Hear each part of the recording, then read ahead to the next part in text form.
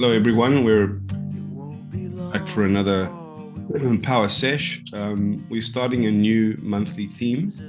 And I was just saying, I was actually remiss of me. I was supposed to be sending out an invite to everybody, to the folks that have signed up that haven't been coming, re-inviting them to say we're starting again.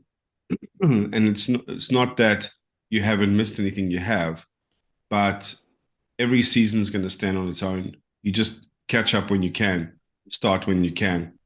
There's no right time to start. Just start whenever. And the invitation is always perennial.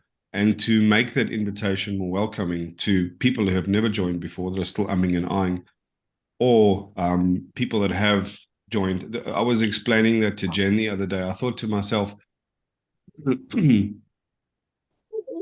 which is touching. Excuse me. It's touching on the theme that we're going to be discussing today. This theme of soul retrieval. And we'll get back to that in a second. But if we think of ourselves and this project of us getting together and processing and talking about these things and listening and doing practices and all the rest of it, let's park that thing about the Mojo Dojo and let's go back to our project of ourselves. It's a mistake of us to believe that we are contiguous individuals, that the person that I was yesterday is the person that I am today. There is a continuation of something. I carry my same face in some ways. People recognize me when they see me. I'm carrying the same driver's license and social security number. But if I really had to look at myself from 7 years ago, 14 years ago, so much about me would be unrecognizable. There is this philosophical thought experiment called the ship of Theseus. And very simply, what it is if you take Theseus was a hero in ancient Greece, and Greece was partly mainland and partly islands. And so any heroics, the plot device or the story device was always played out over there, because you had to take a journey to over there, either to another city state or you had to get on a ship and go over there. And it was a very rich sandbox to create myths and stories and parables, and because you could always create personalities or people or tribes or scenarios or monsters, and they were over there. And the way that you got to over there was you got there on your ship, usually. And all the heroes had their own ships, Jason and the Argonauts. Jason was the guy that got the golden fleece and brought it back.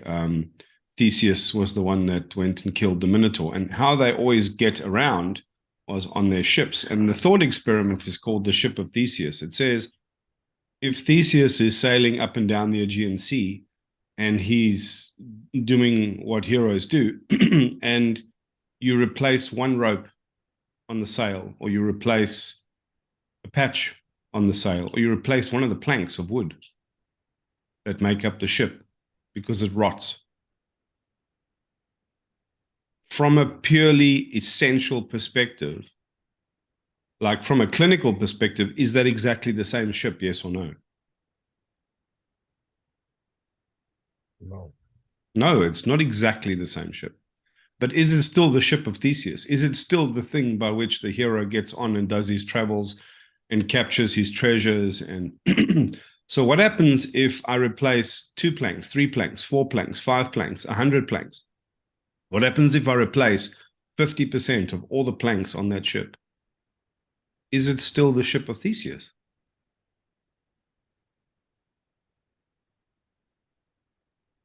One might argue that it's a ship of Theseus, or, we can get technical, and this is where we start splitting hairs now about what is the ship of Theseus. Well, essentially, it's the ship that Theseus owns that he sails around on. Now, here's where it gets really interesting for me. Let's say now, instead of those planks rotting, I had some way of taking the plank off 2 months before it's going to rot, giving it a tar and heat treatment and putting it to the side. and replacing it with a new plank. And Theseus keeps sailing. But over time, I replace every single rivet, every single plank, every single mast, every single sail. But over time, and by our reckoning a minute ago, it's still the ship of Theseus. Because there is Theseus sailing about on the Aegean Sea, taking names, kicking butt, doing what he does. And he's still sailing a ship that when you see it coming in, it's raising his flag. It's called the ship of Theseus. But all the planks that I put separately on the side, I piled them up in a warehouse. And I built a ship in exactly the same configuration out of exactly those planks. Which one is the ship of Theseus?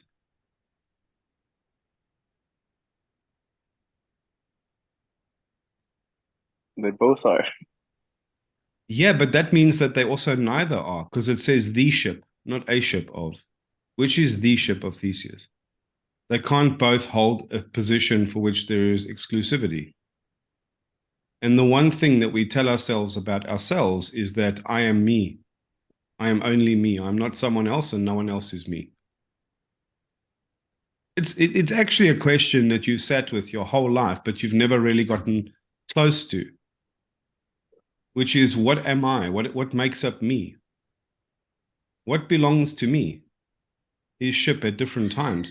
Yes, we are ourselves at different times, but here in this moment now, was I me when I was 10 years old? I was a version of me.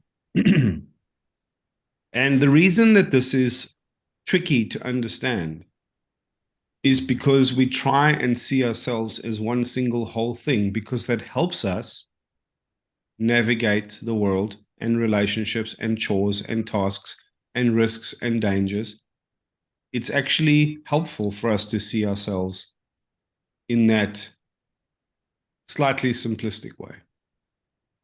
In reality, you are organs and cells and hormones and neurochemical exchanges, and you're also non-human biomass. About 25% of you is gut flora, other things that just came along for the ride, the barnacles on the ship of Theseus, the moss, the slime, the beeswax, the tar, all the bits, the bit of ocean water that seeped into the cloth, into the wood, the bits of dirt that people have trampled in and out over time, the character, the carvings, the stories that go with it. But not all of this experience that you have are you aware of. And Jen and I were chatting the other day, and we came up with actually a much better way of looking at how we are as an individual person. And the way we think of ourselves is as a sports club. We've got players, we've got members, we've got management, we've got a home ground, we've got seasons, and players can come and go, and members can come and go. And some members stay for life until they're gone. And, you know, a club isn't aware of all of its members. And a member is only aware of the club to the context that it can hold. But the silverware in the cabinet, a club can actually, in England, if you look at some of the soccer clubs, they've actually moved grounds. They kept the tradition and the name and the logo, but that logo left Wimbledon and moved to Milton Keynes. Like all the way across town. But somehow there's something that we call, that we look at and we recognize and we say, that's still the same team. And that is more close to who each of us are as individuals. We're more this this rolling sports club going through a season with things that either have temporary or long-term membership. Our cells are changing out. The molecules that make up our body are changing. The liquid in our body is changing. We're also made up of, if you think of a rope, the way a rope is made, a rope is made up of maybe like 3 core strands. And if you take those strands apart, you actually see that they're made up of like 8 strands each. And if you take those apart, you see that they're made up of thinner fibers. And if you take those apart, you've literally got these filaments. Now, imagine I had a rope coming here, and one of those things I just unwound, and I let the rope carry on, do its own thing. And then I had another rope coming here with a bit that was unwound, but I let the rope carry on. And I took those 2 unwound parts and I wound them together. And then I took a bit out of that rope and I unwound it. And then I took another rope that had arrived in the world in exactly the same way by inheriting a bit of string from another earlier rope, and I wove those 2 together. And I do that all the way back to my earliest ancestors, all the way up down to you. So if I look at who I am and I trace it back, I've got my mother and my father. And my mother and father each had a mother and a father. And each of those grandparents had a mother and a father. And so on, and so on, and so on, and so on, and so on, and so on, and so on, and so on. Until the time when we weren't recognizable as humans, we were just apes. And something, some thread from that first rope, something has made its way into our rope today. In a physical sense, we actually inherit the DNA, the mixes of DNA, all the way back. You've got more in common with a fruit fly and a banana than you think. We share a ridiculously high percentage of our DNA with things that we can't recognize as being our vestigial cousins. But when it gets closer to home, we can see bonobos, we can see chimpanzees, we can see these apes, and we can see the sameness. You can see it. But somewhere along the line, another part of the human experience arrived. It's almost like the club became self-aware of itself.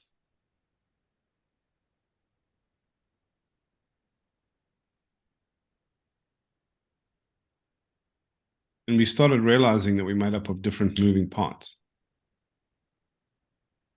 And something awoke up inside of us that said, I want to be whole. I want to belong. I want to chase my goals in this world. I want to scratch my itches. I want to belong to this group, but I also want my wish, my project, my promise somehow to be chased and filled in this life. That's how each of us has ended up sitting here on this call today. We're looking for something deeper, something more meaningful, something. And that is not only in our tissues and our viscera and our DNA. There's a something else. And remember what we've taught so many times in class, the human experience is to have 2 experiences trying to share the same set of shoes. You have this animal experience, which is your body, the nervous system, and its needs. And then you have this kind of divine or spiritual or higher thing that you want to climb up and touch and belong and be part of. Now, what I teach is that you inherit your body and the story of the animal. You inherit from your parents and from their parents and from their parents and from their parents. But the story arc that you want to follow in your life, that part of that you sort of arrived here with. And part of that is not the roots of the tree that are splitting into ever smaller and smaller and smaller and smaller roots. It's the part of you that's trying to reach up above the surface and reach for a tomorrow that it's going to yet become, a fruit that it's going to yet bear, a flower that it's yet going to show into the spring. We have a soul below the surface, and we have a spirit above the surface. And the act of becoming the person who we are is, we always think it's this forward climbing, this becoming, this reaching for. And we can feel what that means. Take yourself out of the technical mindset and the logical mindset. Some version of you is climbing your way towards something, towards a sense of fullness, towards a sense of wholeness, towards a sense of belonging, towards a way of being in this world that cannot be taken away, and a time when you're going to be ready to lay everything down and rest and say, I've lived this life well. Stories have beginnings and have endings from the individual perspective, but stories have interweaving arcs, just like those ropes that have carried on forever. And we are part of a story. We are part of a great story. I have read this to you before, but I'll read it to you again.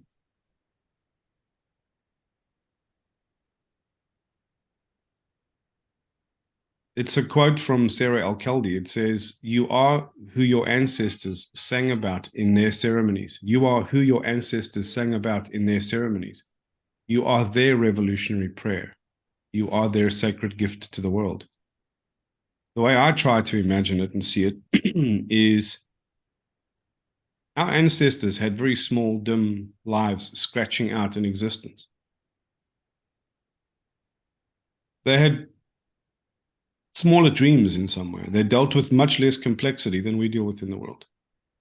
There was a simplicity to life that we'll never touch again. And they endured some pretty shit conditions. And they still tried to make a life in that for themselves. They still try to be happy. They still try to meet a girl, meet a guy. They still try to raise their kids. They still try to be the best carpenter, butler, chef, soldier, whatever they chose in that life. They try to find fulfillment in that, and happiness, and companionship, and joys, and treasures, and be valued. Somehow. But the hardship that those people endured, the having to walk 2 miles in the morning to go fetch water, the eating the same very basic meals, the living outside. Just think about when it was cold, the coldest you've been this year, the wet, the rain, the cold, the misery. Imagine you didn't have a place to go inside that wasn't cold and wet. And you had to be looking after animals. And chores never stopped, never stopped. You didn't have time to sit on your couch and go surfing or play guitar or muse or do some water paints, or it was just work. And for the very, very few, the gentlemen, the nobility, the landowners, they could sit and have pleasures and pastimes. And for the rest of the people, it was just trying to keep alive. Trying to keep alive so the me and the you that are sitting here today could ride on the foam of those wave after wave after wave after wave and eventually spill onto the beach of the present moment of the life that we're living now.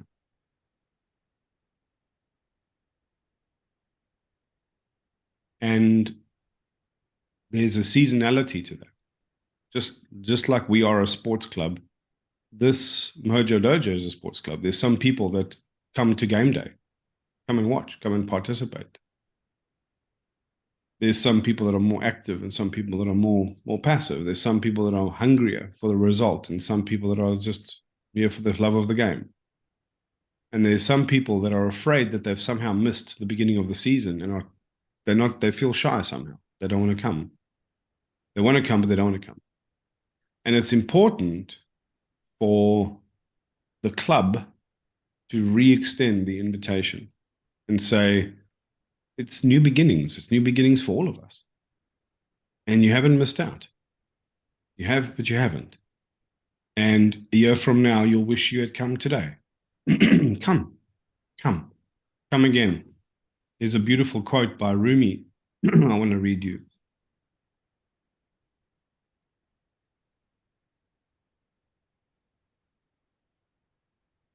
It says,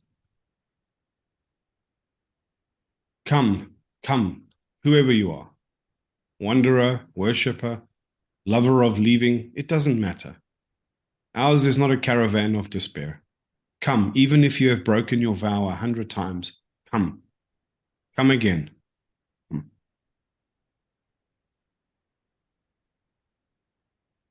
And we all need that invitation again to life. But we also all need to be hearing out for that invitation, because life is inviting us deeper into the deeper conversation all the time. All the time, life is actually holding a hand out for the deeper conversation. But we get so caught up in our stories, and we get so caught up in left brain. What does that mean? The way we see the world is very reductionist, very logical, reasonable, tangible, physical. All those things are true. Only a fool would abandon that foothold in reality and say, this is all just an illusion. The person that does that is the person that walks out in front of traffic or tries to, you get these fools that say they don't eat. They can just live off cosmic energy. No, they can't. They cannot. And to believe that is to deny half of your human existence. Half of your human existence is an animal's existence. Now, you can have a refined version of that, or you can have a clumsy version of that. That's different. But you can't not eat. You can't not give the body sustenance and still be whole. You cannot do that forever. And so we can't throw logic and reason and reality and what we've learned about medicine and science out the window. It's ridiculous. But of course, the other half of the experience is imagination, a sense of understanding metaphor. Why do I work with poetry so much? Because poetry, as David White says, is a language for which the brain has no defenses. Poetry says things to us in a way that we understand, but it's all in metaphor. But it lands with such a, oh my God, yes, I feel that. Poetry is a journalism of the soul that you cannot explain well in clinical reductionist terms because it's too long, it's too boring, it's too technical. You have to hold too much context in your mind. It's actually not the best language to describe the problem. It's actually not the best language to describe the problem. The better language to have that internal conversation is the language of mythos, of metaphor, of myths and legends, of stories, of symbolism, totems. If you have to put yourself in a very difficult circumstance, like ceremonial medicine, vine medicine or mushroom medicine or something like this, if you go in all clinical and reductionist, you're going to have a complicated experience. But if you go in open-minded to the symbolism of a path and of a mother and of a totem guiding you, and whatever that thing is, or that modality is, it's always a journey made easier by having the conversation in the second language, not in the reason, logic, reductionist language. Now, all of our systems make the mistake of choosing one at the risk of abandoning the other, or lazily rope a bit of the other one into this. Now, I often poke fun at Deepak Chopra. The reason I poke fun at him is not because he has nothing of meaning to say or because he has no attainment. It's because when he speaks about things like quantum physics, he does so without any true understanding of quantum physics. And he's just sort of roping it in a way that if you had to put a quantum physicist in the room, they'd go, you are talking absolute shit. And because it's not an honest roping in of that part of the story, it's easily dismissible. By the same token, if you go all the way on the left and people are practicing spiritual junk food or pseudoscience, any messy inclusion of either side is going to result in a mess that can be easily discredited. How do we stand and hold those two conversations legitimately? This is what we're doing in Mojo Dojo. We are teaching and listening and exploring actual facts about our human biorhythms, actual facts about our neurochemistry, our neurotransmitters, our hormones, how they affect us, how our sleep affects us. These are just realities we can't get away from. What cold immersion does, why it affects cortisol levels. You can make up a spiritual reason for it, but you can get to the answer much more easily if you actually appreciate that there's science behind it. But then we also look at the story of the human soul. And the human soul, its wounds, we cannot get to so easily or so clearly just through science. Because there's a feeling inside of us when you are feeling broken, when you're feeling outside of your sense of purpose, when you're feeling let down by life. No clinical scientific explanation ever put the hand of love on your shoulder and said to you, it's going to be okay. And it cannot do that. Now, why is that? And the why is what the monthly theme is all about. I'm going to share my screen with you so you can look at it with me as well. We're talking about soul retrieval. Now, think about this for a second, and I'm going to invite you to close your eyes, except if you're walking around.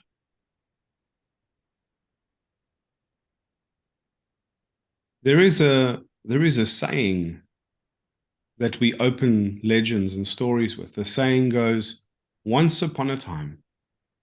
Once upon a time. Once upon a time is actually an invitation.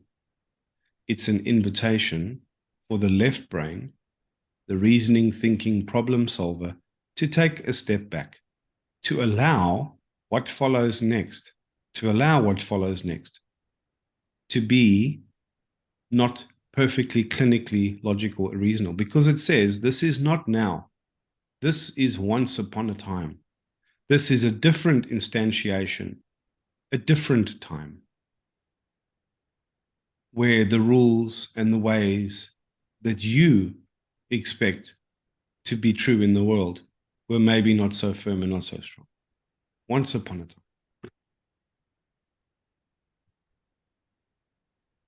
Once upon a time is an invitation to the right brain, the one that can hold the conversation of symbolism and mythology and metaphor and imagination.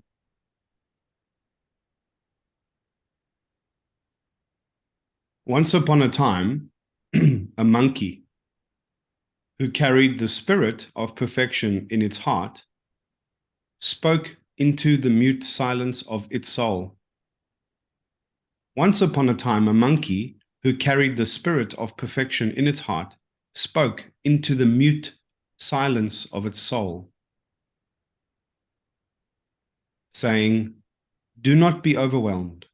Do not be overwhelmed. That saying has two meanings. Do not be overwhelmed. Don't be overwhelmed by the enormity of complexity and the problem. And also it means don't let yourself be fooled into believing that all of that matters as much as you think it does. Do not be overwhelmed.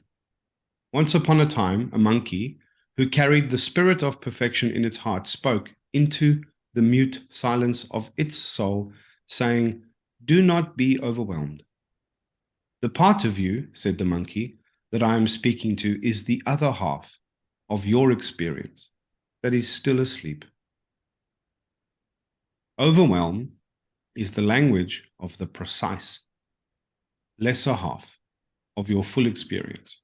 Overwhelm is the language of the precise, lesser half of your full experience that stayed awake when the master was induced to slumber by the cold discomfort and urgency of the world you helped create. Now, the coldness and the clinical detail and the urgency and the problem solving and the fears about being imperfect and unwelcome,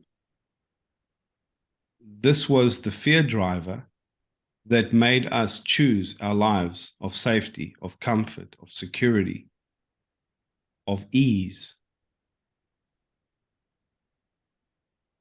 All the ways in which we've created a life of ease and of comfort to avoid discomfort. Our entire lives, all of the ingenuity and technology in modern times, we built those things with our imagination. But the aim was to avoid all discomfort, was to disconnect ourselves from the land, was to disconnect ourselves from the rhythms of the sun going down, of winter when it's cold, of rain falling outside, of food that you grow in your own garden, of seasonality of life. Once upon a time, a monkey who carried the spirit of perfection in its heart spoke into the mute silence of its soul, saying, "Do not be overwhelmed. The part of you that I am speaking to is the other half of your experience that is still asleep. Overwhelm is this language of the precise lesser half of your full experience that stayed awake when the master was induced to slumber by the cold discomfort and urgency of the world you helped create. This unworthy steward lives in its own dream and believes that it is the master.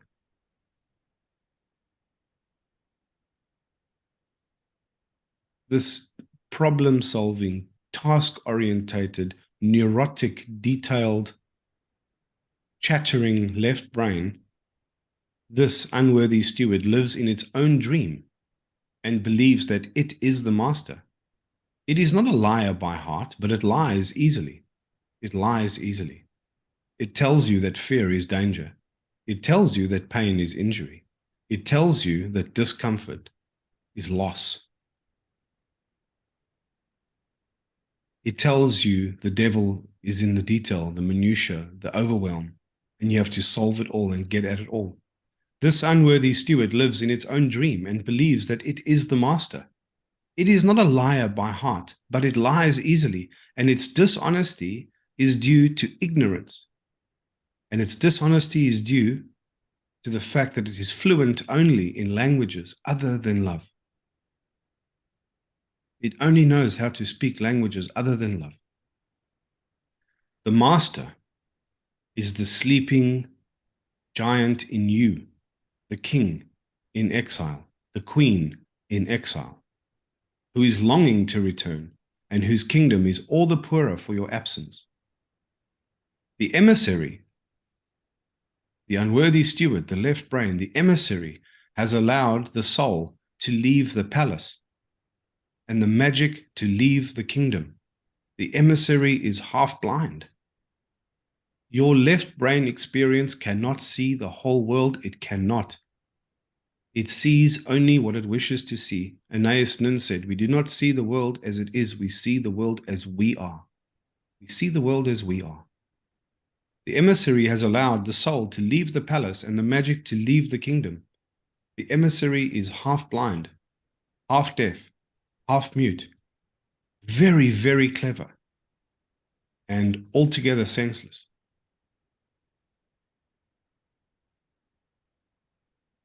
The monkey's lord, the queen in exile, or the king in exile, thought for a moment and answered with a question, saying, "Who are you, monkey?"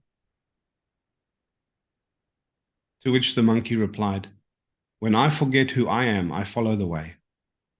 When I remember who I am, the way and I are the same."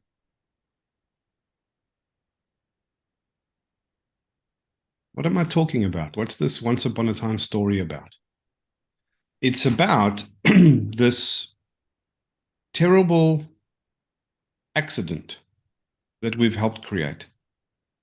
This place of cold precision and detail and minutiae and drama that we've created via our left brain thinking, via our effort to try avoid discomfort, our effort to try and keep ourselves safe and track all the detail and all the little bits and bobs, and slowly close our eyes to the way that we belonged to the world in a much less technical way. The cycles, the seasons of our life, when we used to see rainbows, when we used to see a shooting star, when we had dreams, we always asked ourselves, what does this dream mean? And we were open to the answers. And slowly but surely, we became closed to that reality. And even when we do hold some place open for symbology or metaphor, we see it as cute and quaint, and we won't allow ourselves to be touched deeply by it because that's foolhardy, it's childish, or we are ourselves childish in that pursuit. And so we create a current paradigm for ourselves, which is what we're talking about today. We create a story of our lives, a story of our lives. Now, you are going to have to get your books out because I'm going to give you an exercise to do here and now. And you want to, and I'll add this to the notes, but you want to do this. It's not a suggestion. It's also not an imperative. It's an invitation. And what you're going to get off the back of this, if you apply yourself to this exercise, is going to be more profound than your left brain can understand right now. Because the story that your left brain has created is a current paradigm of your life. Let me explain what the current paradigm is. You can write these things down. Narrative. Narrative. There is a narrative that you have in your life. I am Mark. I am Jen. I am Luis. I am Michael. I am Dimpner. I am Rocco. This is what I am. In my current story is not a deep myth resonant with symbolism and metaphor and magic. My current paradigm is a very clinical story of facts and details. And it has a narrative. It says, this is what I'm doing. This is who I am. This is what I am achieving or chasing or doing or what I'm busy with. We don't know how to unpack that whole thing. Part of the narrative is this horizon that you're aiming for. Are you hemmed in by your horizon? Is it unclimbable mountains that you can't climb? Is it featureless? Is it 1,000 doors in front of you and you don't know which one to go through? What does your horizon look like? What is the scope of your narrative? How big is the story? Does it include you? Does it include your family? Does it include your ancestors? How far into the future are you planning to make some sort of legacy or impact? There's no right or wrong answer, but you have to write the word narrative down, and you have to write the word horizon down. What is a horizon?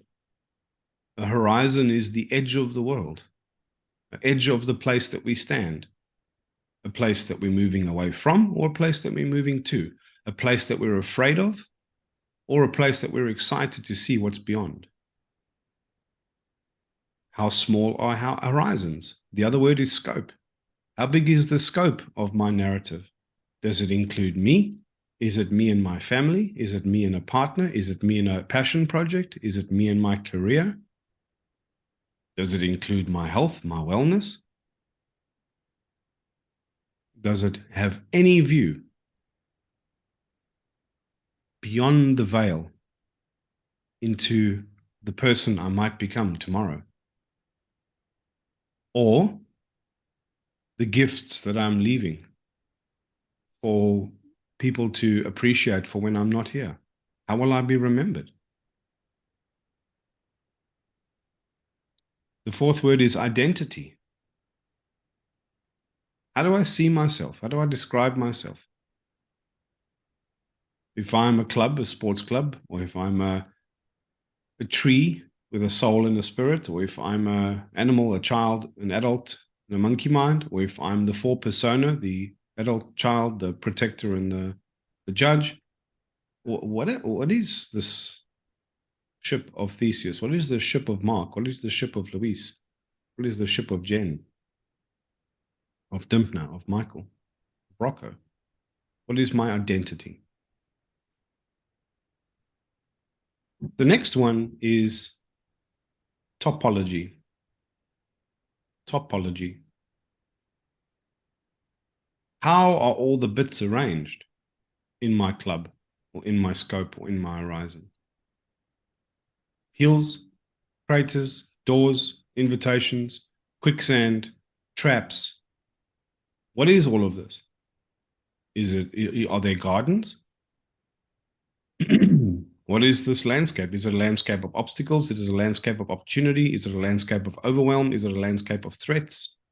Is it combinations of? What does the topology look like?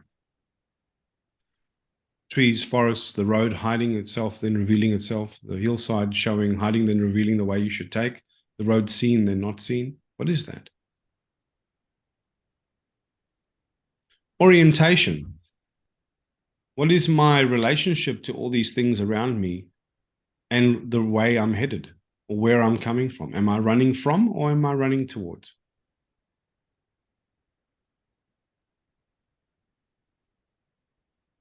Am I facing away or am I facing towards?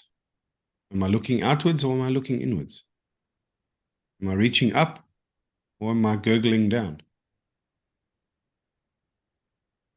What's my responsibility? What's my responsibility to get somewhere, to become something, to leave a legacy, to... What is that? And it doesn't have to sound like anyone else's. Don't say the cute thing. Say the true thing inside of your story right now. Narrative, horizon, scope, identity, topology, orientation, responsibility. And finally, framing. Framing. Am I tall or am I short?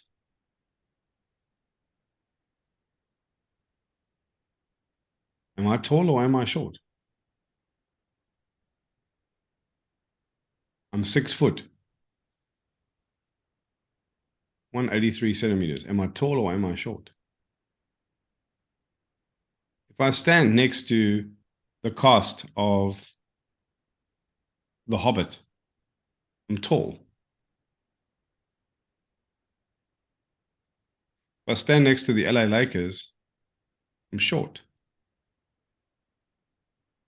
What I include in my narrative provides my framing.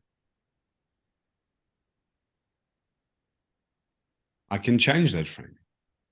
How much of it is true? How much of it is convenient? How much of it is inconvenient? In my current paradigm, I want to understand my definitions. What does progress mean or look like?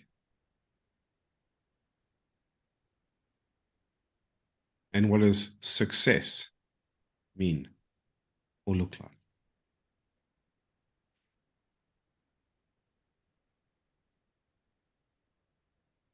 Definitions. What does progress look like? What does success look like? My story. My story. What's the genre of my story? Is this just a journal of days, ticking along, meandering quite nowhere? Is it a tragedy? Is it a victim story? Is it a survival story? Is it a redemption arc? What is my story? What are the twists in the story? So what's the genre? And then what are the twists? What are the twists in my story? What did I think was going to happen and it turned out that it happened different? Or what were these pivotal moments? Were they good twists or bad twists? Were they scary or unknown? Are they yet to be? Where am I in this? What is my backstory? What is my backstory? And your backstory will start explaining to you your narrative, your identity, the genre, your backstory. How many planks have I replaced to become the ship of Theseus that's sailing on the ocean today? Am I going somewhere? Was I coming from somewhere? Or how was I moving through the world before and how will I move through the world next? And here's the central question, that creates an invitation out of all of this analysis. The central question that creates the invitation is, where am I? Where are we now in the story arc? Am I on the plateau sailing off? Am I at the bottom? Am I in the desert before the great adventure? Is it ending? Is it just beginning? What are the forces that aid me or stand against me?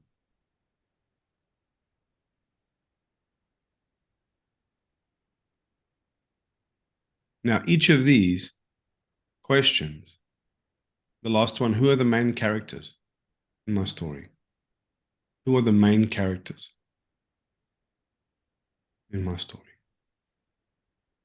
What are the forces that are arrayed against me or there to aid me?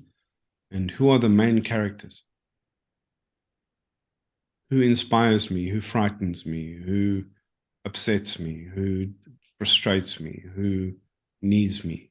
Who blocks me? Who supports me?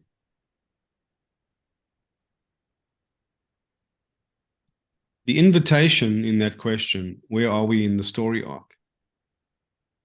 The invitation is to say, what is the genre of my story? What is this? Is this it?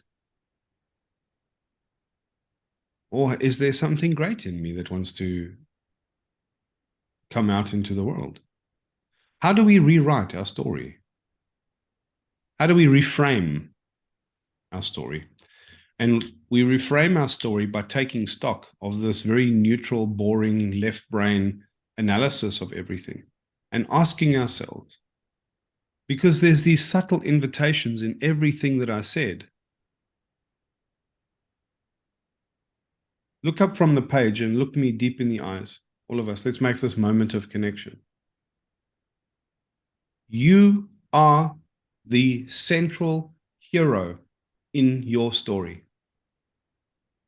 You are. You are the hero in your story. You got given a stage to play upon.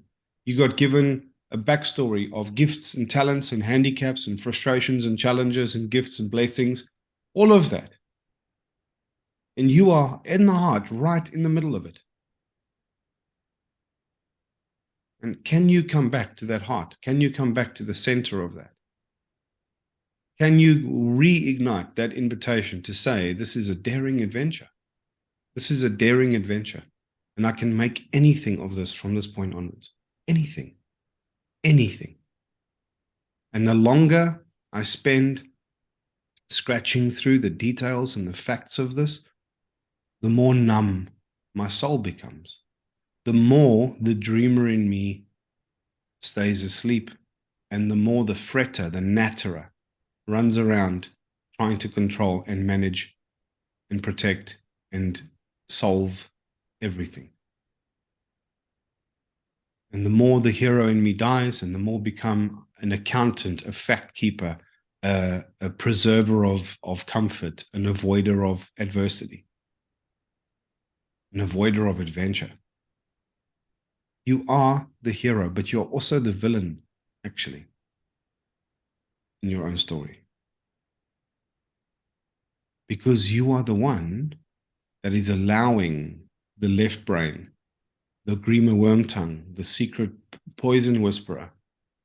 It's not mean-spirited or mean-hearted. It thinks it's the master. This version of you that is running your life is telling you it is the master. And you believe it. And all you have to do is begin to wake up to the fact that there is this rich, deep version of yourself. The energy force from what we drink when we say drinking from a deeper well, your vitality, your libido, your excitement about this life. When you wake up in the morning with anxiety, only half of you is awake. It's the half that looks at the field of possibility that every morning contains and says, I am overwhelmed. I don't know where to begin. I don't know what to do first. I don't know how to do all the things I know I need to do. It's too much. That is a sane response from that paradigm to be overwhelmed and to be anxious. When you wake up back into the side of you that lets your soul live in the world alongside this logical servant, when the master wakes up again,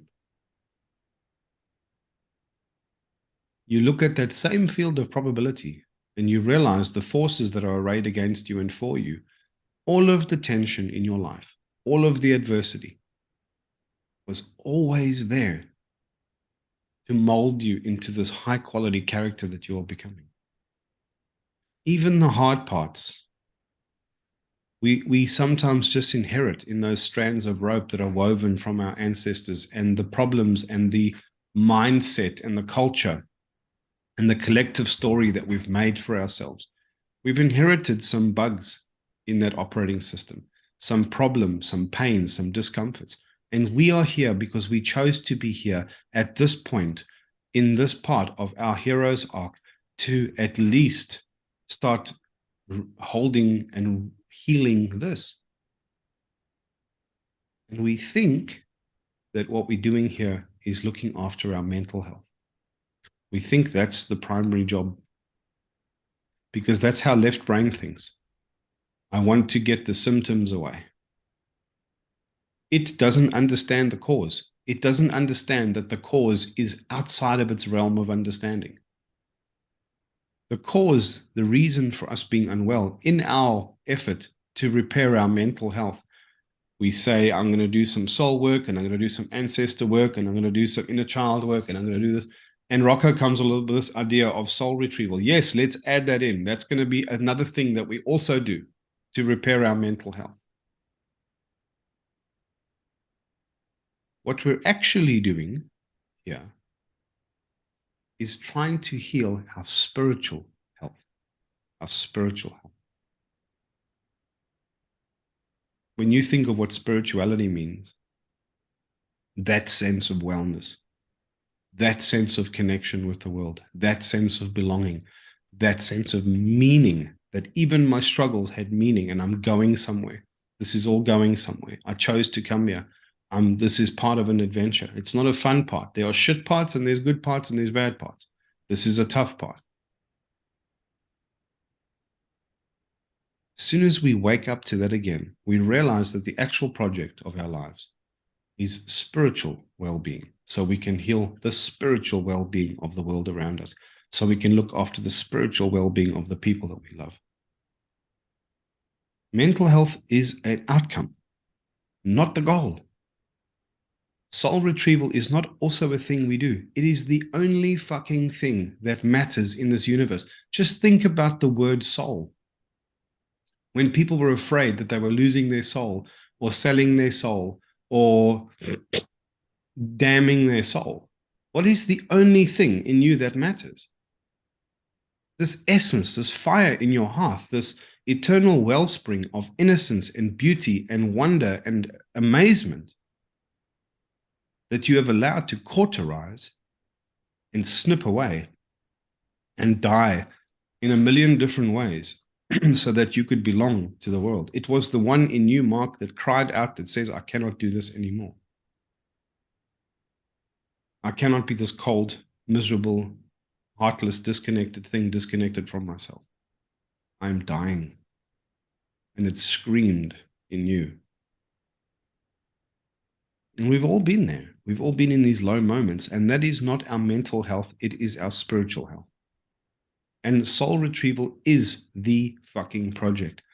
And one of the ways that we're going to do it is we're going to sit with those questions I left you today.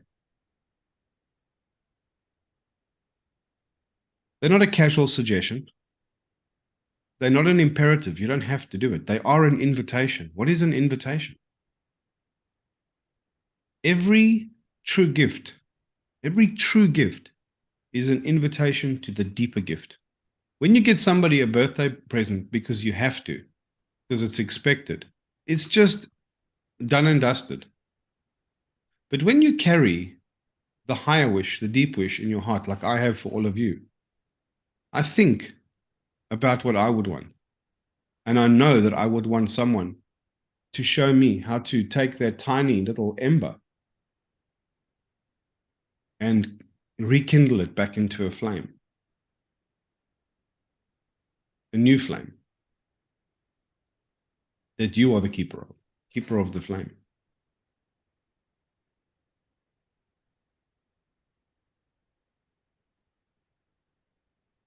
So that becomes the source of vitality and wonder. So when you wake up in the morning and the same signal arrives that says, oh my God, look at all this possibility. Yes, the left brain looks at all the risks and the dangers because that's what it's built to do. But you also look and say, if the world really is out to help me and all my tensions and adversity actually lead me to growth and all my growth is my actualization, everything is serving me. Everything is serving me. And I can choose how I face every single thing. And it's much easier to choose how to face all this everything if I know that the universe is out to save me and to hold me and to see the fucking best for me, and that I am reconnected with my sense of meaning in this world, my sense of belonging. I am here in the heart of my own story. I am the keeper of my own flame. And I'm going to stretch the horizon of my story out from this very, very small, worried, fucking fretting ring to include the whole of myself and what the life I'm going to live down the road might look like, whose lives I might affect from here. Because from here, as your rope splices out and touches other people and they weave it into their ropes, you can change the whole world from where you stand by helping other people retrieve also their souls. That's your birthright, actually. Not this dark, dreary, cold, mystifying drama that you are so frightened of, everything around you. It's you wake up in the morning and you think to yourself, fuck, this is a game. This is a game. I'm not going to play it flippantly, but I'm not going to play it afraid either. Because if you want to crush it at jiu-jitsu, that is how you play it. If you want to crush it at surfing, that is how you play it. If you want to crush it at music and creativity, that is what you do. You play. You give yourself permission because you are the keeper of your flame and you don't need permission from anyone else. But you go to these people that are in your life, that are there, that have announced themselves to say, I'm here to help you find your way. I'm here to mentor you along the apprenticeship that you have to your own myth and your own sense of purpose.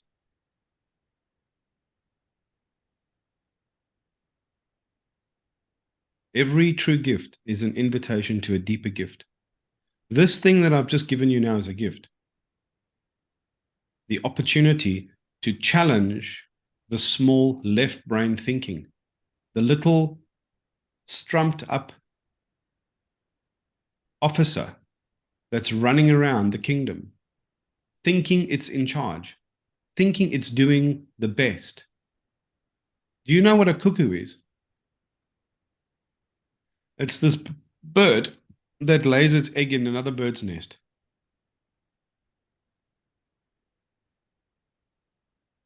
That baby hatches. And its first instinct is to kick the other eggs out the nest. It does it on instinct. It's not evil. It looks like the personification of fucking evil. To just watch a cuckoo revolts you inside because it grows almost too big for the nest.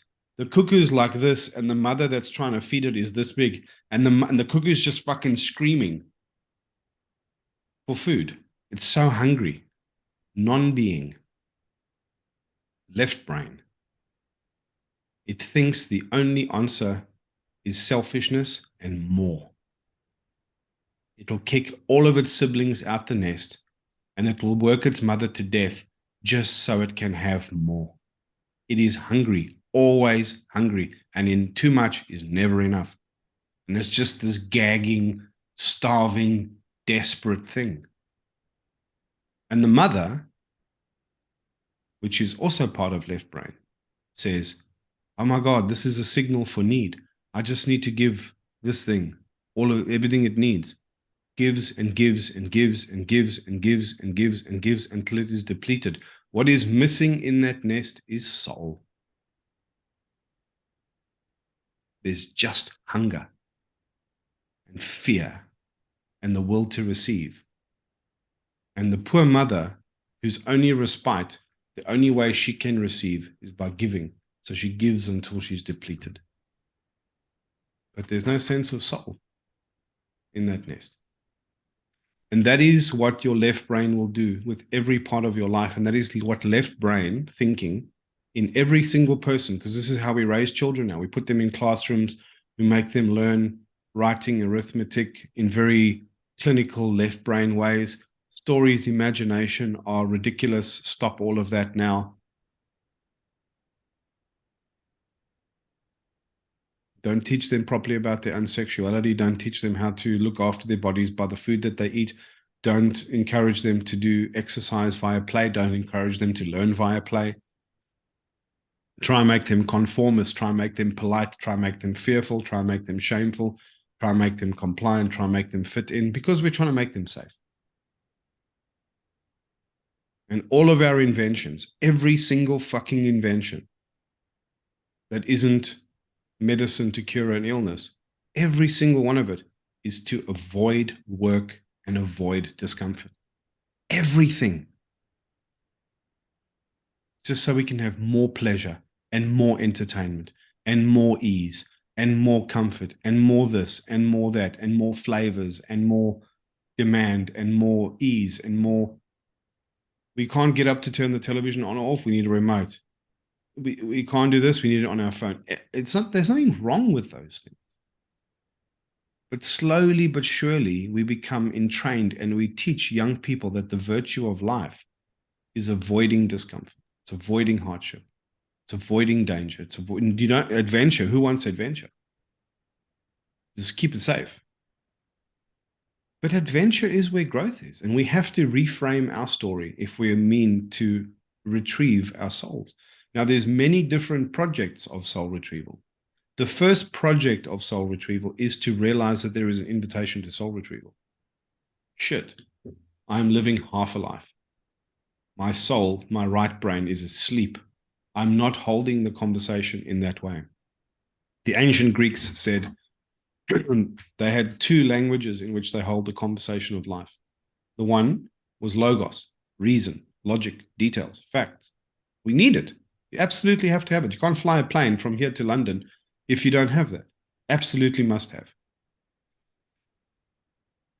Absolutely. What time is lunch? 12 o'clock. I drive on this side of the road, you drive on that side of the road. It will be mayhem if that disappears. Mayhem. So we can't not have it. But we also can't give it the keys to the kingdom to run everything. It is terrible at running everything. It has created the sickness in you. It has created the sickness in the world. And the sickness that we feel is this clinical, heartless, soulless, left brain, reductionist view, this cold view of the world. That is the sickness. Now we've taken that sickness and we've coded it into a matrix, like the movie, The Matrix. And inside the matrix, we've entrapped the cure and we predate on the cure by sucking it like a battery to the point of depletion, to the point of meaninglessness. We've taken off that illness and we've made a dungeon out of it. And within that dungeon, we've imprisoned and we torture the cure. Our soul is tortured by the world we've created. And it is the actual king, the actual queen, that if it got out and got left to run things, it would look after the left brain and use it like a faithful, intelligent, highly capable servant.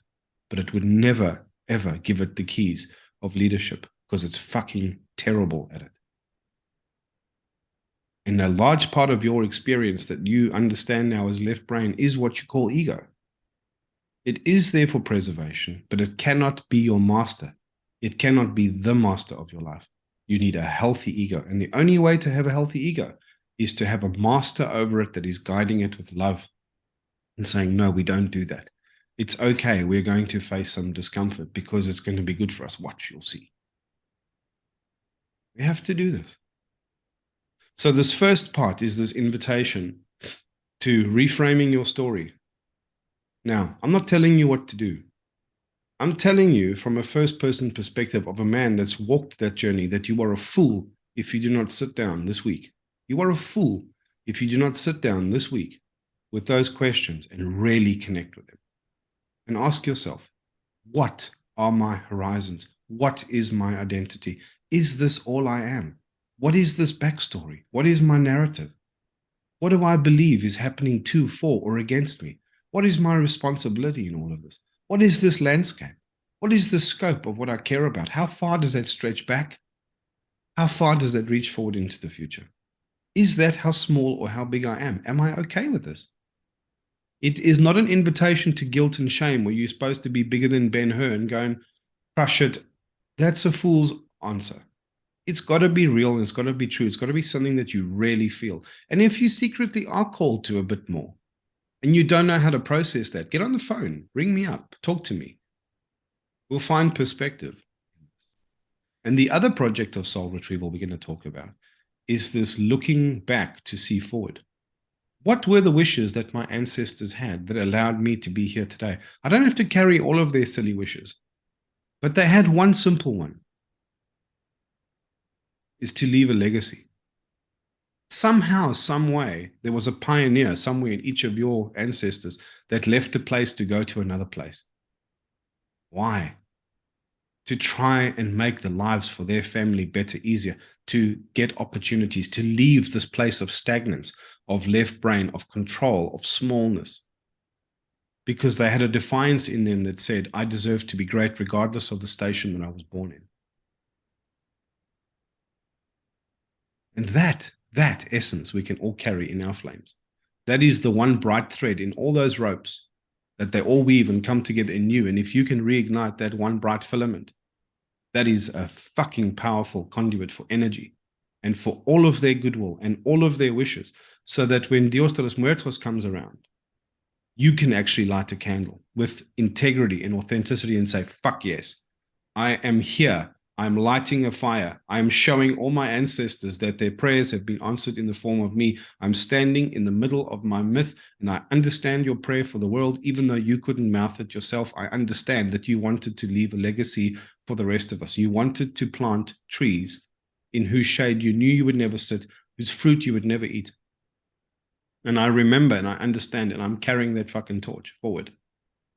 But I'm also letting you know that I have problems and I have challenges and I need wisdom. And I need support and I need understanding and I need your energy and I need your guidance.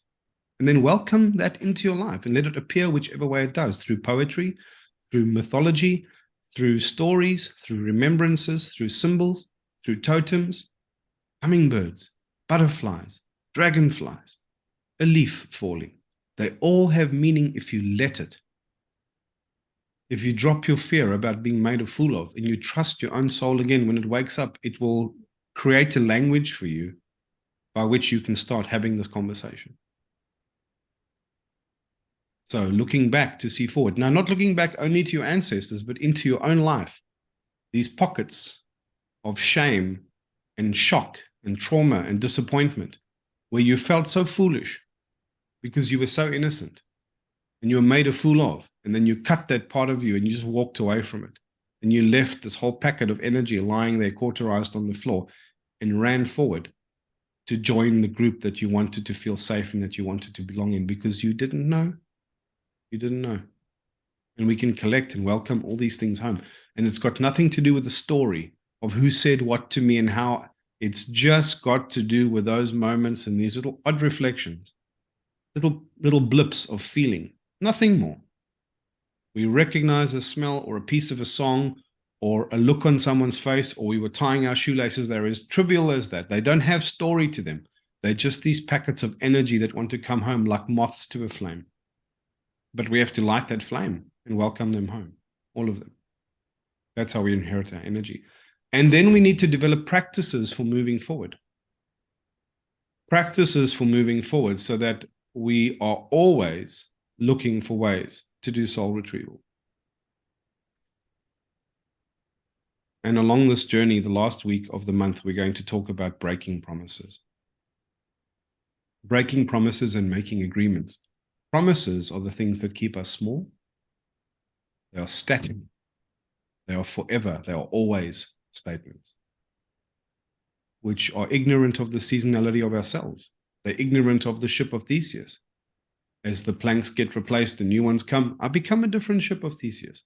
And I have the conversation in a different way. And the world that I'm trying to move through is different. And my promise was so small before. It limited me in my ambitions, and it limited me in my, like, the way that I had to be in the promises that I had to keep to certain people, to children, to work, to identities, to family, to our loved ones, our partners even. We need to know that it's actually okay to break those promises if it's going to free us and free them. And in their place, what the soul wants to do is not hold itself to promises. It wants to make agreements. And we're going to talk about the art of breaking promises and making agreements. Because agreements have terms. Terms are conditions, but terms are also seasons, limits of time. And that's how our soul knows how to belong to a promise, through agreement. But we start here. You are here now. In the lunar winter, in the new moon, we're going to reframe our story. And as I said, the main project of everything you're doing in your life is soul retrieval and letting your soul back into the throne and letting it sit back on the chair. That's the job. Spiritual welfare. Spiritual welfare. And you are responsible for the spiritual welfare of the people in your life. To a degree. And if we all do this, we call the soul of the world back in. That is the project, actually. It's not a thing we need to do along the way to heal the world. It is the thing. You do that, everything will repair itself, because soul cannot live with unkindness or selfishness or sickness or neglect or narcissism. Or it is the answer to everything. Everything. All of your senselessness, all of your hopelessness, all your directionlessness, all of your fear, all of your anxiety, all of your mental health, all of your depression, everything in you, everything in your family, and everything in the world. And it begins with you reframing your story and being prepared to open the door to holding both conversations. The ancient Greeks called the one language logos, which was reason, and the other language mythos, which was imagination. And they said to be wise was to be double-minded. To be double-minded. To be able to have both of those conversations at the same time.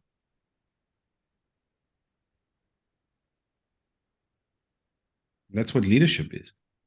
Leadership is the ability to straddle paradox, to look at two impossible opposites, and to fix the irreconcilable discomfort inside of you and hold the higher space. That's what leadership is. And when you're holding that, the fire of the soul gets kindled to a bright flame. And then the shape of your life completely changes.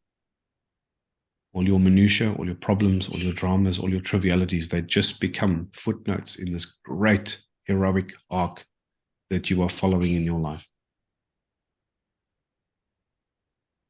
Great invitation. Do the exercise. Do the exercise. Do the exercise. Take the time. What else are you doing with your life? Take the time. Sit down. Ask yourself those questions. Be real with yourself. Be real for once. Be real. No piss and vinegar. No cuteness. No other people's ideas. Your own. Break the promises now to these small ideas that you were trying to hold yourself to. Let those be broken and let them go where all the world's promises go. And open the door again to see what can flow through there. Drink again from a deeper well in your life. And if you're looking for a kick or a nudge or a something, reach out to me. I've done this work. I know the way. There is nothing else that matters more than this on this earth. There is nothing else that matters more than this. For your life, for your children's life, for your life of your happiness, for the way that you will be able to close your eyes to this world and go to rest one day, nothing matters more than this project.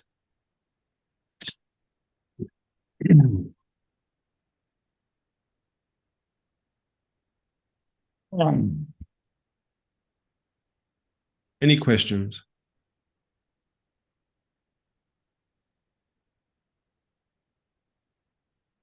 Retros too, right?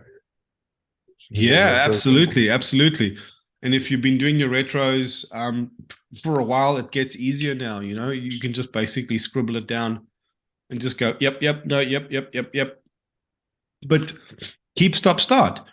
Start is definitely start reframing my story. Start asking myself, what might soul retrieval look like to me? And soul is not a thing. It's a life force. It's an essence of connection, of belonging. It is the actual us. It is the actual us.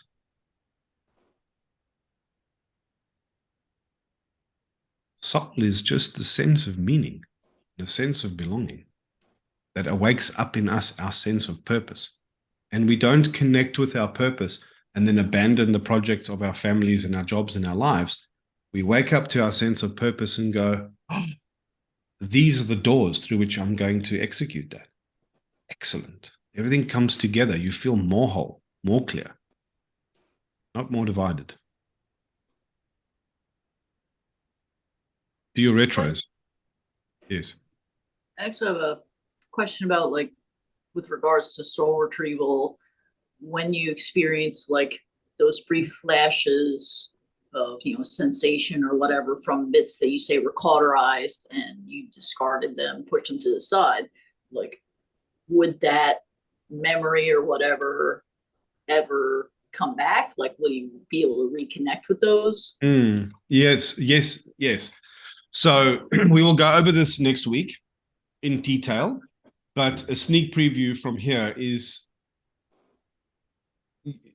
to make the most of your journey now. I actually have developed a language already that allows us to have those both conversations at the same time. It's my language is rich in metaphor and mythos and symbolism, but it's also rich in like connecting with the sense and the truth about what it is we're trying to get to, the reason behind everything. And the way that I explain your particular question is quite fundamental, actually. It's this idea of signal. Imagine that we are fireflies, blind fireflies, and the more we are in the heart of that frequency, of that river of signal that is moving through the darkness of the world, the brighter we shine and the more orientated we feel. Just as a metaphor. That signal has got two components to it. It's got the payload, the message component, the information or the essence in it. And then it has energy, thing that the carrier. Just like a radio wave. It's like any signal, really. It's got energy and it's got message. Now, if you think of the psychology of sitting down, telling your life story and telling how you felt and the story of how you felt and who you were and how it affected the central character, that's the message component. But that it also has an energy component, which is just the raw visceral feeling of rejection, of shame, of disappointment, of banishment, of punishment, of guilt. Part of that job, especially if there's been great trauma, there has to be the story piece. You have to follow that thread of the actual story. Like, what was the message? What was the feeling? What was the narrative in that? But some of that is narrative be damned. It's just an energy reclamation. Now, it's not one or the other. You need both. But the particular one that we're going to be talking about, we're going to separate those two projects out. Part of it has to be you retracing the steps, which is why I said, what is your backstory? What were the twists? Who were the characters? Who were the villains? Who were the heroes? Who were the helpers in your story? This helps you abstract but clarify who those actors were in your story and how it affected the central hero. Did it harm them? Did it hurt them? Did it isolate them? That helps you draw that. But then you actually do this thing where you say, okay, now it's actually like a kind of prayer you do. You say, I am opening myself to welcome home all of these little bits of my life vitality that I lay strewn like breadcrumbs in the forest, because I cut and ran. Now, there is a story component, there is a narrative component, but a lot of it's just energy reclamation. Like in the movie Terminator, where a bit of the guy's silver foot falls off and he just walks up to it and just bloops back into his leg again. It's a little bit more like that, like the what cut it off and it becomes irrelevant to that project. And it's just the reclamation of more of you that you're pulling back together. Now, they cross over in some ways, because when you have moments of shame or moments of great pain or moments of embarrassment, all of the joy that was bundled up in that evening or up in that relationship or up in that party that you went to, you shut all those beautiful memories and all of their energy signatures off with it because of this block over here. So sometimes what your soul does is it jumps over the block and it just shows you this flash. And you start saying, yeah, I welcome you home. I welcome you home. No implications. And once you've welcomed enough of your energy home, you'll have a dream, you'll have a remembrance, you'll have a crying moment, and you'll suddenly remember, oh my God, fuck yes, Jesus, that whole thing happened. And then you'll look back to the joy that you used to feel in that, and then you'll go, oh no, I can't. And just for the first time, something will happen inside you. Will go, actually, I can. I can look at the joy beyond the pain. Yeah, I actually had beautiful memories with that girlfriend. I had beautiful memories with those friends. I had beautiful memories on that holiday. And all of this, I've just like shut out. And I never allow myself to listen to the music. I don't allow myself to laugh at those jokes anymore. I don't allow myself to hold the conversation with that deep root in my own soul, simply because I had this one cauterizing moment. Soul retrieval is about processing that wounding in a healthy way where your memory can be fuller. Now just think of one of the happiest laughing moments of your life. Do you remember when we were in the temple together? We made a few jokes and everyone was just roaring with laughing. Okay, that feeling that you feel now, right now, is soul retrieval. It is a perennial wellspring of energy. And we have these perennial wellsprings of energy all throughout our life, these beautiful moments that are so rich. And to simply remember them is to synthesize perfectly the energy and the feeling. Look how bright you feel inside of you now. Look how bright you feel. Luis and I had a beautiful moment where he was on guitar and we were at Sarah's house and we had Simon there. We were just singing and being silly. And it was one of those beautiful moments. And Simon was singing this ridiculous jazz song and you were playing Chris. Just to remember that. Great. Just to remember that. And you know how I learned this? I make videos of Maya and she's doing silly things. And then she wants to watch the videos. And she looks at it with joy. And we just both thought to ourselves, Christ, that's narcissistic. And then this idea of soul retrieval started coming to me. It's not narcissistic at all. Maya is looking at the joy of that moment.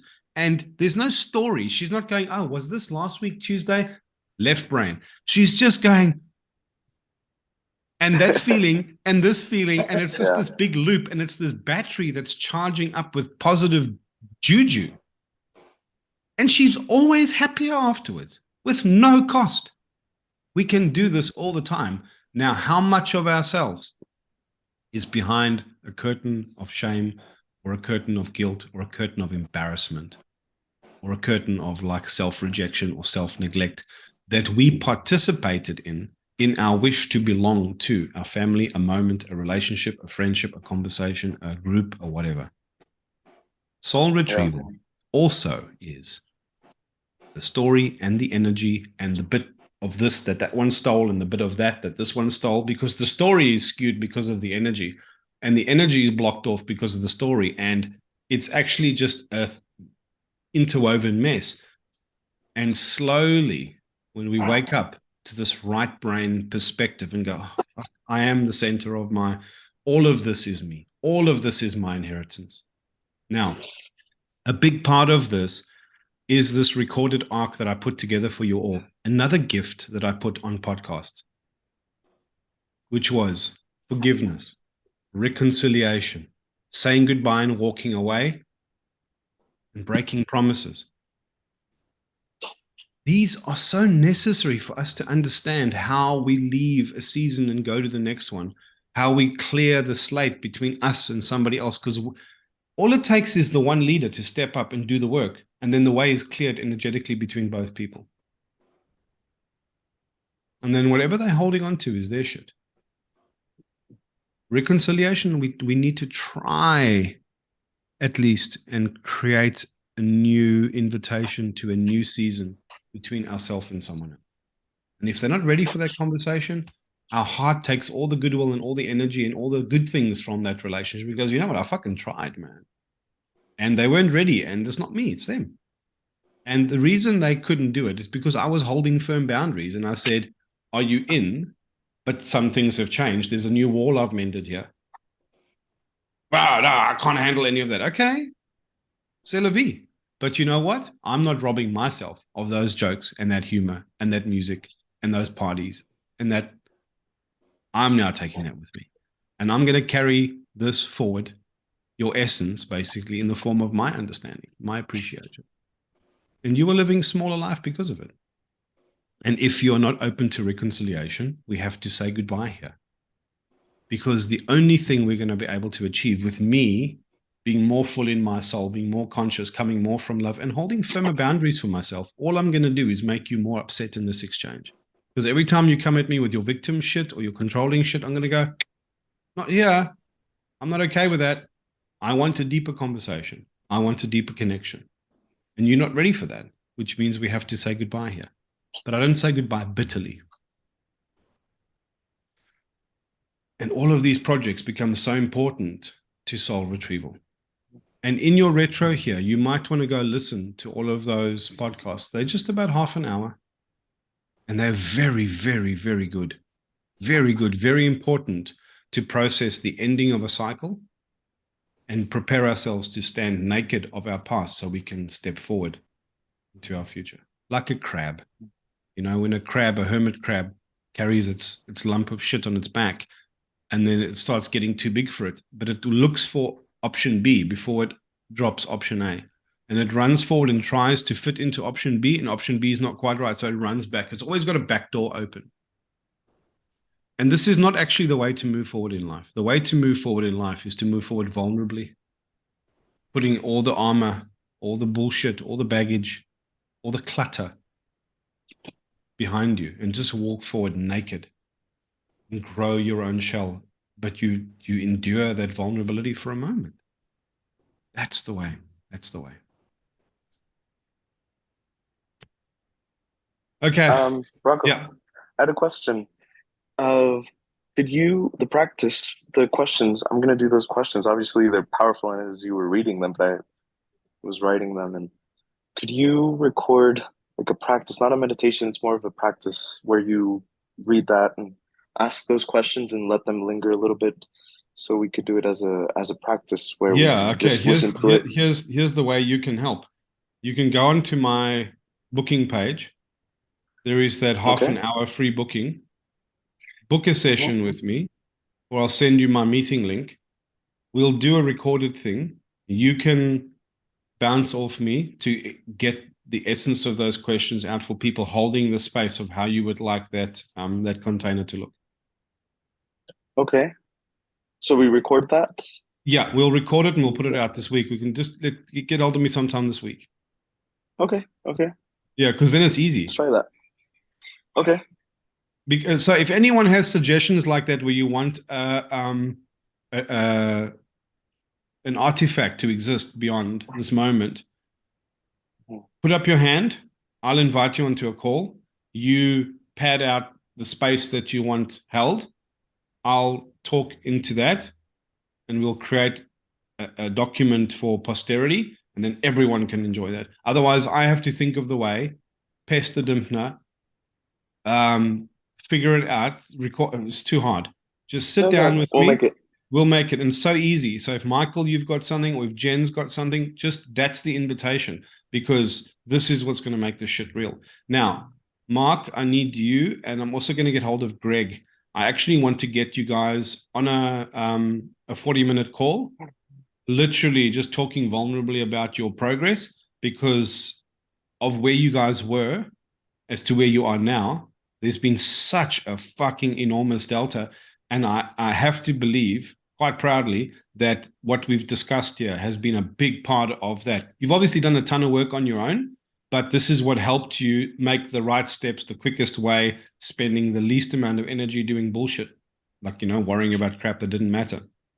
And it's that acceleration that might actually inspire other people. So I actually want to capture those and release them as podcasts and as adverts for the Mojo Dojo. So not that everyone else's journey hasn't been profound, but I know for a fact Greg was dark, Mark was dark. It wasn't looking pretty, but they were really struggling to get forward. And it turned out to be so much more effortless when you got going. It wasn't the ordeal you thought it was going to be. There was work, but I want to unpack that for people, because I think it's a very, very powerful insight. So I'm going to send you a link. Greg, I know you're watching these. I'm going to send you a link. I owe you some time anyway, because I know you've been doing those running. Greg's actually Dimpner's running coach. One of our members put his hand up to help Dimpner prepare for a marathon. And he's been doing all of that just for free. So I want to honor his lovely generosity and wisdom by giving some of my own back. But I actually want to get him on a podcast as well for 40 minutes, because he speaks very frankly about who he was and how he was moving through the world versus how he's doing it now. So we always want to take those good news stories and pump them out. What have you got on your chin? Got some berries. Say bye, everyone. Tell them about Soul Retrieval. Tell them about watching your videos of Maya giggling and smiling. Say digga, digga, digga, digga, digga. You say digga, digga, digga. Yeah. Okay. Bye, everyone. Luis, I'll send you that link when I get off this call. Let's make it happen. Yes. Okay. Cool. Thanks. Love you Thank guys. you. Take care. Bye. Bye. Bye. Bye.